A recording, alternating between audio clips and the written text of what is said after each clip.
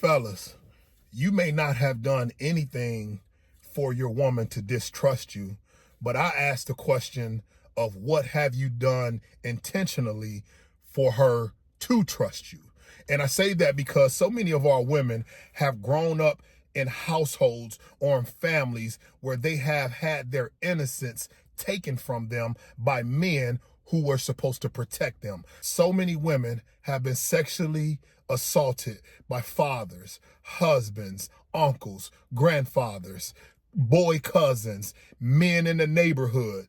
So many men that were supposed to watch over the women in their family or in the community or in their household use that opportunity for their own gain. Us as men, we have to become more empathetic. We have to become more compassionate. We wonder sometimes why our women lash out. I'm not saying that it's okay for our woman to take what she's been through out on us, but at what point will we create a safe space for her to heal? At what point will we be the example of what a healthy man looks like? At what point will we be the example of what healthy love looks like? You didn't have to do anything to your woman for her to still be struggling with the trauma of her past and the things that she's been through. And so instead of getting offended, instead of getting defensive, ask more questions, get more curious about why she's responding the way that she is, why she's lashing out the way that she is. If you are her man, there's a chance that God put you in her life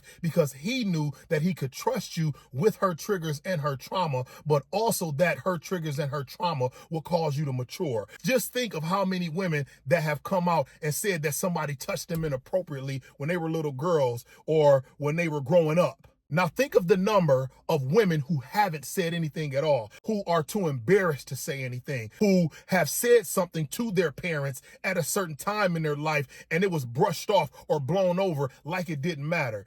It's not always she don't know how to handle her emotions. Sometimes she recovering. Sometimes that's a trauma response. She's keeping you at an arm distance because those men who's supposed to love her and who was supposed to protect her, when she allowed them close to her, they betrayed her. If you really love her like you say you do, then create a safe space for her. Have compassion for her. Have empathy for her. The Bible says, honor your woman as the weaker vessel and dwell with her according to knowledge. So if we are dwelling with our women according to knowledge, then we are studying them. We are asking them these questions. How many of you men have asked your woman, baby, has anybody ever touched you when you was a kid? It doesn't mean that they haven't overcome it, but just maybe certain TV shows, certain billboards, certain conversations can trigger certain thoughts, and she can go back to that place and she could think about that. We so quick to say, oh, you tripping, or it's not that serious, but a lot of times it comes from a deeper root. I do believe that women in those cases should seek deeper help so that way that they can get true healing. But sometimes that healing doesn't just happen quickly. Sometimes that healing lasts a lifetime. But in that process of her healing, will you be patient with your woman? Will you be understanding of your woman? We have to quit getting on the fence so quickly when our woman comes to us with issues or she lashing out in a way that we don't understand, because it could potentially be coming from a place that even though we did not commit the crime, we are still holding them in a jail cell of their feelings and emotions because we're not open enough or being empathetic or compassionate for her to be safe with us as well.